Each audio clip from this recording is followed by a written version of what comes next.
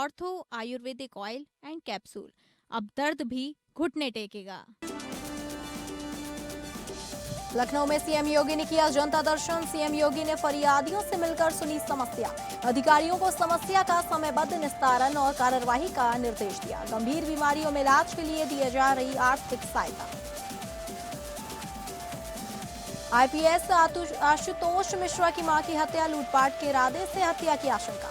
Baspa supremo Mayawati ने UP में कानून व्यवस्था को लेकर गंभीर सवाल खड़े किए। कहा, हत्या जैसी जघन्य घटना पुलिस अधिकारी के परिवार के साथ हो सकती है तो फिर आमजन की सुरक्षा का क्या होगा।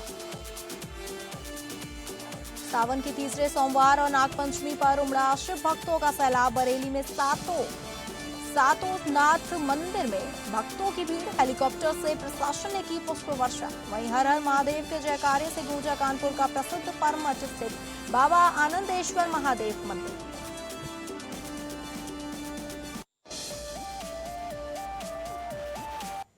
नमस्कार, मैं हूं डॉक्टर प्रसून। इस्लामिक नाटो बनाने की दिशा में सऊदी अरब, तुर्की और पाकिस्तान ने एक बड़ा समझौता किया, जिसके बाद अब किसी भी एक देश पर हमला बाकी दोनों देशों पर भी हमला माना जाएगा। जिसके बाद माना जा रहा था कि भारत की चिंता बढ़ जाएगी, लेकिन सच्चाई आपको थोड़ी चौंका सकती है। उसके लिए आपको समझना होगा कि तथाकथित इस्लामिक नाटो के पीछे की हकीकत क्या है और भारत कैसे बिना शोर मचाए इनकी पूरी बिसात उलटने की तैयारी कर चुका है। तो आपको बता दें कि तुर्की के राष्ट्रपति तैयब अर्दोगान का ऑटोमन साम्राज्य की विरासत को दोबारा पाने का सपना, सऊदी अरब को ईरान इराक का डर और पाकिस्तान को भारत का डर इस समझौते के पीछे का सबसे बड़ा कारण माना जा रहा है। इस समझौते पर 7 अगस्त को मक्का में हस्ताक्षर हुए। समझौते पर सऊदी अरब क्राउन प्रिंस मोहम्मद बिन सलमान, तुर्की के राष्ट्रपति रेचेप तैयब अर्दोगान और पाकिस्तान के प्रधानमंत्री शहबाज शरीफ ने हस्ताक्षर किए। अर्दोगान ने कहा कि आगे दूसरे देश भी इस रक्षा व्यवस्था का हिस्सा बन सकते हैं। उन्होंने खास तौर पर मिस्र के जुड़ने की संभावना जताई। डील का मकसद तीनों देशों के बीच सैन्य और सुरक्षा सहयोग बढ़ाना है, यानी किसी एक देश पर हमला होने पर बाकी दोनों देश उसके साथ खड़े होंगे। समझौते में तुर्की तकनीक का ठेकेदार बना बैठा है। अर्दोगान अपनी घरेलू रक्षा कंपनियों, खासकर बायर कतार ड्रोन और अपनी 5वीं पीढ़ी के फाइटर जेट कान TF-X के लिए खरीदार और फंडिंग तलाश रहे हैं। पश्चिमी देशों द्वारा लगाए गए प्रतिबंधों और F-35 प्रोग्राम से बाहर किए जाने के बाद से तुर्की को अपनी सैन्य महत्वाकांक्षाओं के लिए कैश चाहिए। वहीं अमेरिकी दगाबाजी से परेशान सऊदी अरब, तुर्की और पाकिस्तान के लिए पैसों की तिजोरी है। क्राउन प्रिंस मोहम्मद बिन सलमान अमेरिका पर अपना पूर्ण रक्षा निर्भरता कम करके स्ट्रेटेजिक ऑटोनॉमी चाहते हैं। सऊदी अरब के पास विजन 2030 के तहत अरबों डॉलर लगाने की क्षमता है, लेकिन उसके पास न तो स्वदेशी सैन्य तकनीक है, ना ही जमीनी जंग लड़ने का कोई खास अनुभव। पाकिस्तान इस समझौते में ना तो तकनीक दे सकता है, ना ही पैसा। उसका काम केवल यह है कि वह तुर्की के हथियारों के लिए सस्ता असेंबली प्लांट बने और जरूरत पड़ने पर सऊदी सीमाओं की रक्षा के लिए अपनी पैदल सेना को किराए पर मुहैया कराए। बदले में पाकिस्तान को तुर्की से मुफ्त या उधार में ड्रोन और एवियोनिक्स तकनीक पाने का सपना पूरा हो सकता है, ताकि कभी भारत से युद्ध होने पर कंगाली के हालात में ना आ जाए।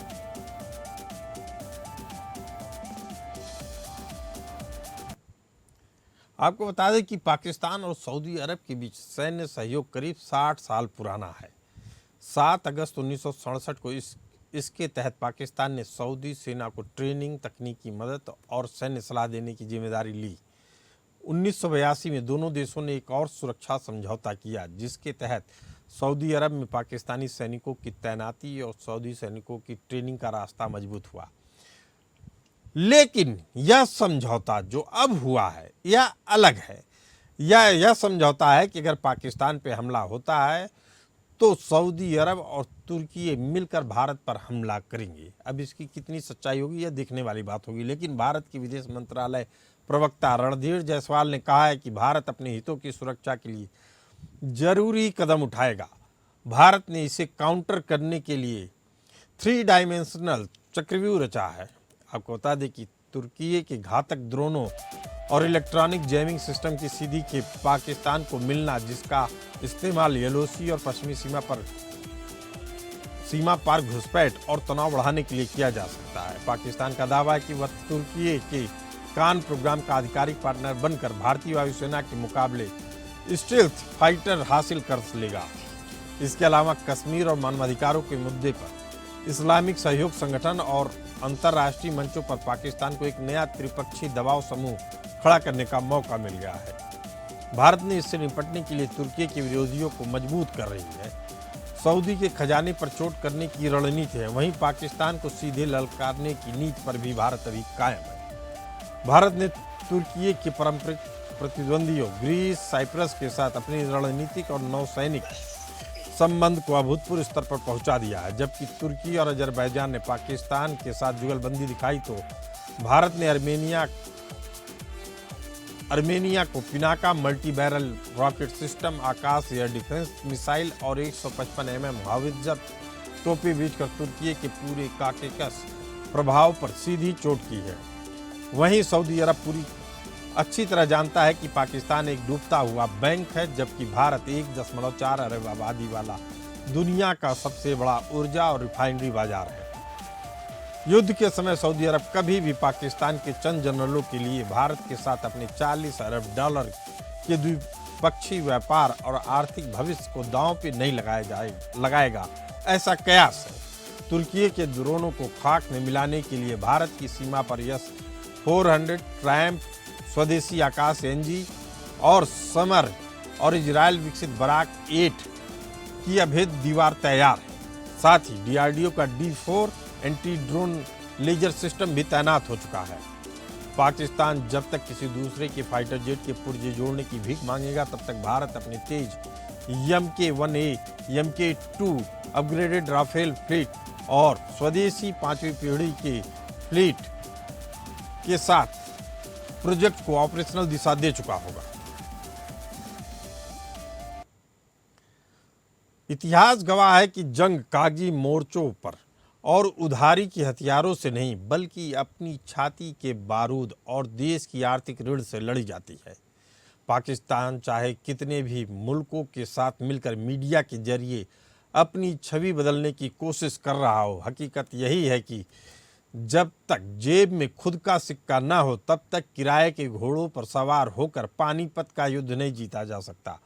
इसी मुद्दे पर चर्चा करने के लिए हमारे साथ मौजूद हैं Sanjeev Srivastava ji, geopolitical expert, commander Bhushan दीवान जी, डिफेंस एक्सपर्ट, और डॉक्टर मोहम्मद अमीन, पूर्व राजनयिक। आप तीनों मेहमानों का बहुत बहुत स्वागत है। संजीव श्रीवास्तव जी, ट्रंप ने रविवार को सोशल ट्रुथ पर लिखा कि मुझे बहुत खुशी है कि पाकिस्तान, सऊदी अरब, तुर्की ने आखिरकार मक्का संयुक्त रक्षा समझौते पर हस्ताक्षर किए। इससे पता चलता है कि मिडिल ईस्ट एकजुट हो रहा है और अब देश ज़्यादा मजबूती से अपनी रक्षा कर सकेंगे। ट्रंप ने तीनों देशों के नेताओं को बधाई देते हुए डील को बड़ा साहसी और पहला कदम बताया है। लेकिन हम आपसे जानना चाहेंगे कि असल में ट्रंप का इशारा किस ओर है, किस तरह का पहला कदम? जी देखिए, राष्ट्रपति डोनाल्ड ट्रंप का ये जो स्टेटमेंट है वो जाहिर है कि वो इन तीनों राष्ट्रों के साथ अपने इंगेजमेंट्स को बनाए रखने के एक डिप्लोमेटिक मनोवर को के तहत किया गया है, क्योंकि ऐसी आशंका और ऐसी रिपोर्ट्स लगातार थी कि ये जो पैक्ट किया गया है वो अमेरिका की जो लीडरशिप है उसकी जो क्रेडिबिलिटी है उसको कम करेगा, और उसके अमेरिका का जो एक मिडिल ईस्ट रीजन में जो उसकी हेजिमोनी थी उसके ऊपर जो सवालिया निशान खड़े हो रहे थे, उसकी वजह से ये जो पैक्ट है इन तीनों राष्ट्रों ने किया है ताकि वो अपनी रक्षा की व्यवस्था खुद कर सके और अमेरिका के ऊपर जो एक हैवी जो डिपेंडेंस था उसको वो कम कर सके। तो अमेरिका के राष्ट्रपति डोनाल्ड ट्रंप इस बात को मेरे असेसमेंट के मुताबिक समझ रहे हैं कि ये जो अनेक तरीके के अमेरिकन लीडरशिप के ऊपर जो सवालिया निशान है वहां पर मिडिल ईस्ट रीजन में वर्तमान समय में है, और उसी तरीके की किसी भी तरीके की जो ऐसे असेसमेंट्स को नकारने के लिए राष्ट्रपति डोनाल्ड ट्रंप और अमेरिका का एडमिनिस्ट्रेशन इन तीनों राष्ट्रों के साथ अपने संजीव engagements को जी, बनाए रखना आपकी चाहता बात है। से ये लग रहा है कि डोनाल्ड ट्रंप ने सऊदी अरब, तुर्की या पाकिस्तान को बधाई नहीं दी है, बल्कि एक तरीके से चेतावनी दी है। उन्होंने डील को बड़ा साहसी और पहला कदम बताया है। अब वो किसके खिलाफ ये तीनों लोग साहस कर रहे हैं, अमेरिका को भी समझ में आ रहा है, हम लोगों को भी समझ में आ रहा है। डॉक्टर मोहम्मद अमीन, डील का मकसद तीनों देशों के बीच सैन्य और सुरक्षा सहयोग बढ़ाना है, यानी किसी एक देश पर हमला होने पर बाकी दोनों देश उनके साथ खड़े होंगे। भारत और पाकिस्तान के बीच युद्ध में क्या यह दोनों देश भारत से सीधे उलझ सकते हैं? प्रसन्न जी, ये जो बनाया गया है वो उनका नाटो देशों का, मुस्लिम नाटो देशों का बना रहे हैं, लेकिन इसमें लीडरशिप की बात है कि लीडरशिप करेगा कौन। अभी एक तरफ आप देखेंगे तो ईरान चाहता है लीडरशिप अंतर्राष्ट्रीय स्तर पर, मुसलमानों को लीडरशिप वो करे, और उसने पहले भी चाहा था। और इधर आप देखेंगे तो अर्दवान साहब चाहते हैं। जो आपने अपने रिमार्क में कहा, ये जो पहले हिसाब किताब था, उस वक्त मुगलों के पहले से बात कर रहे हैं हम, तो उस वक्त ये जो इस्लामिक साम्राज्य फैला था वो तुर्की की तरफ से फैला था, और उन्होंने इस बात के वहां तक राज किया था अंग्रेजों पे, यूरोप पे भी, और यहाँ सऊदी अरब में भी। ये सऊदी अरब भी टर्की के अंडर में रह चुका है। तो सवाल इस बात का है, ये देखना होगा कि जो कोशिश की जा रही है, क्योंकि टर्की के अंदर जो सैन्य सामान है बहुत ज्यादा है, और उनके पास बहुत ज्यादा भंडारण है। और जहां तक सवाल है कि ये सऊदी अरब है, वो पैसे के मामले में आर्थिक स्थिति बहुत ज्यादा उसकी मजबूत है पूरी दुनिया के लेवल पे।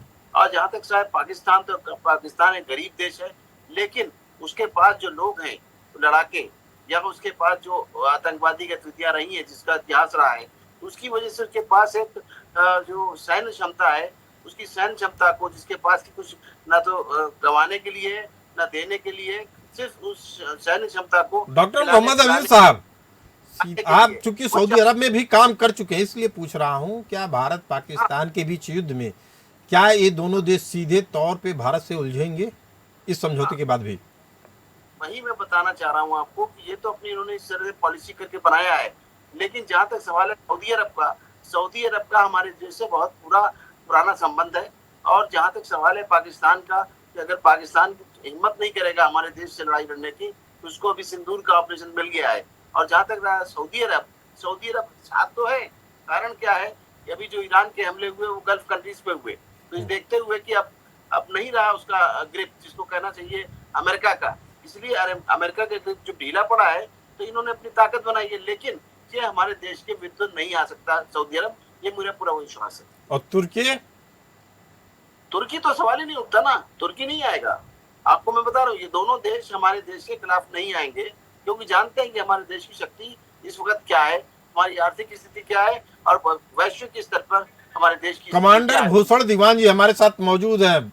कमांडर भूषण दीवान जी, क्या भारत पाकिस्तान, तुर्की, सऊदी अरब को एक साथ चुनौती देने के लिए तैयार है? रणनीतिक रूप से क्या भारत को अब खुलकर इजरायल के साथ इसी तरह का समझौता करना चाहिए ताकि मिडिल ईस्ट को कंट्रोल कर सके? देखिए, भारत यही कर रहा है कि खुल के किसी के साथ एक side, single sided, one side काम नहीं कर रहा है, वैसे ही करता रहेगा और वैसे ही करना चाहिए। अगर आप एकदम इंटीग्रेट हो जाएंगे इजराइल के साथ और ये कहे कि हाँ बाकी तो हमें कंसर्न ही नहीं, हमने अपने आप को बचाना है, डिफेंस देखना है, तो कितना भारी ट्रेड हमारा साउदी से है, एक्सपोर्ट भी है, इंपोर्ट भी है, और बाकी जीसीसी कंट्री से है। तो हमें ऐसा मौका नहीं देना चाहिए आइदर और वाली बात। हमारा मल्टी डायमेंशनल अप्रोच है, मल्टीलेटरल अप्रोच है, वही रहना चाहिए। और हम इजराइल से क्या ले रहे हैं?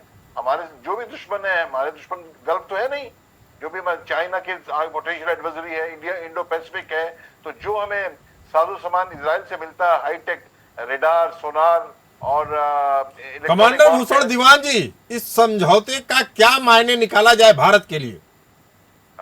ये भारत के लिए मैं बताऊं आपको,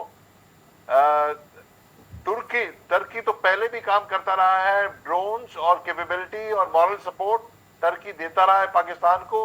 अब ये बढ़ चढ़ के देगा पाकिस्तान को, इंडिया के साथ जब होता है। तो सऊदी जो है, सऊदी पाकिस्तान को सपोर्ट नहीं करेगा, मनी सपोर्ट करता रहा, मनी अभी भी करेगा।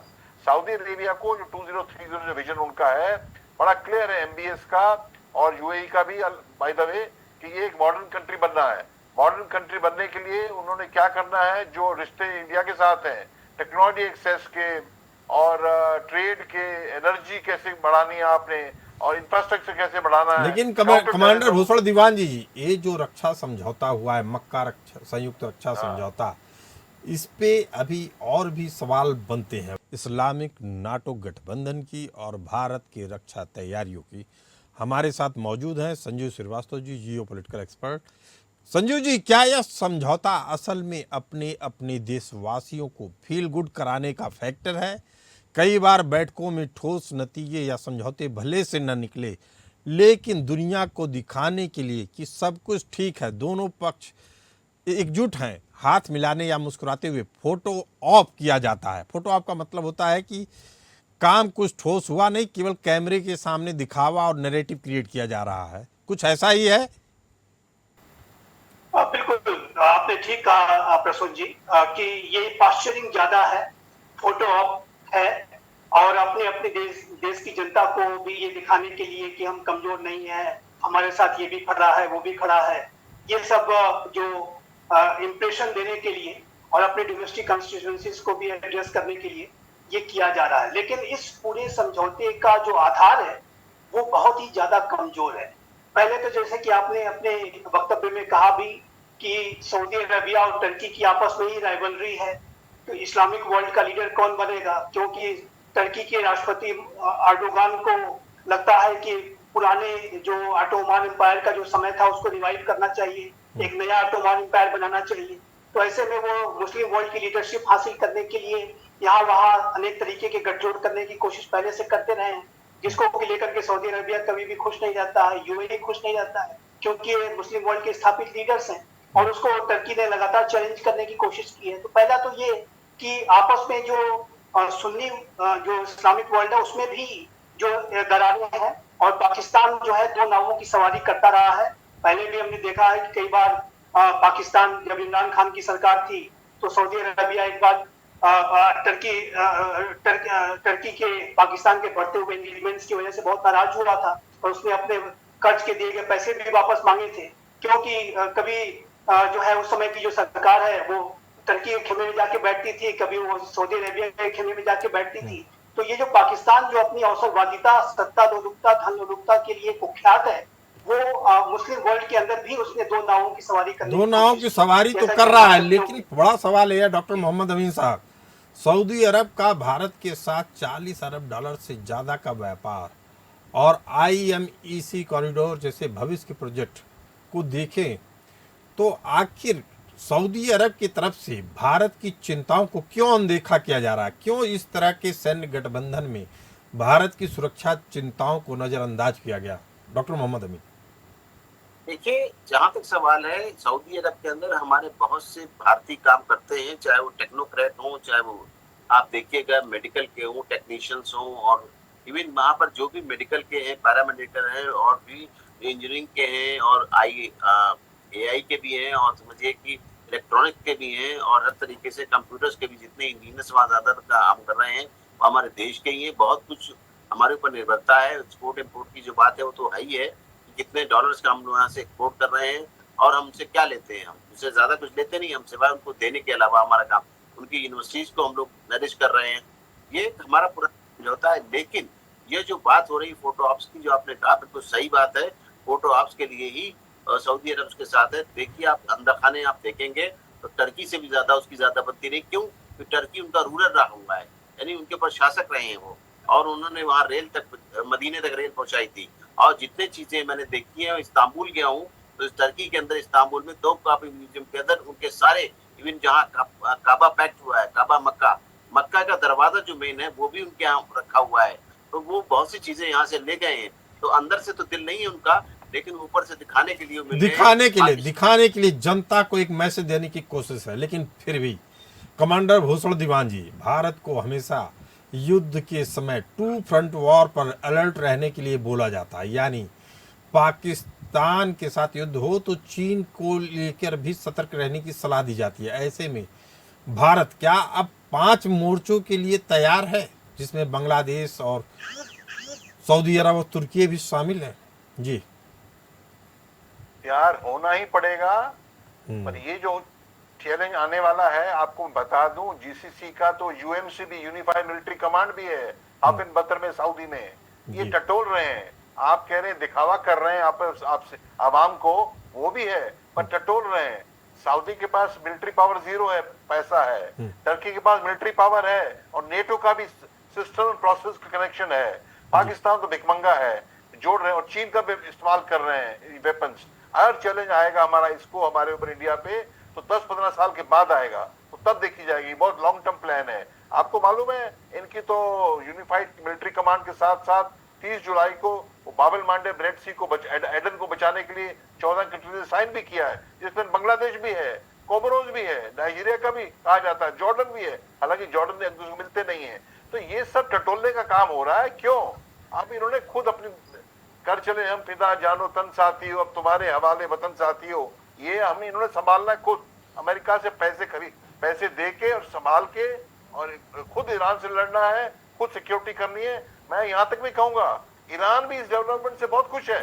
हालांकि दूरगामी ईरान को कंट्रोल करने के बनाया गया है। क्यों? यानी अब इस समझौते के बाद ऐसा नहीं है कि अमेरिका खुश है। भले से डोनाल्ड ट्रंप ने इनको बधाई दी है, लेकिन इनको एक तरीके की चेतावनी भी दी है। उसमें पाकिस्तान, सऊदी अरब और तुर्की तीनों शामिल है। सऊदी की तिजोरी में भले पैसा हो, लेकिन उसकी अपनी सीमाएं हैं। जैसा कि हमारे विशेषज्ञों ने बताया, तुर्की के पास महत्वाकांक्षाएं हैं, लेकिन उसके पास अपने आर्थिक संकट हैं। और पाकिस्तान तो बस उस बारात का बिन बुलाया बाराती है, जो दूसरे के बाजे पर अपनी जीत का जश्न मनाने का मुगालता पाले बैठा है। आर्मेनिया से लेकर साइप्रस तक, ब्रह्मोस से लेकर या 400 तक, भारत ने इन कागजी सुल्तानों के लिए एक ऐसा चक्रव्यूह तैयार कर दिया जिसकी काट इनके पास दशकों तक नहीं होगी। इस खास चर्चा में हिस्सा लेने के लिए आप सभी मेहमान का बहुत बहुत धन्यवाद। हमें भी दीजिए इजाजत। नमस्कार।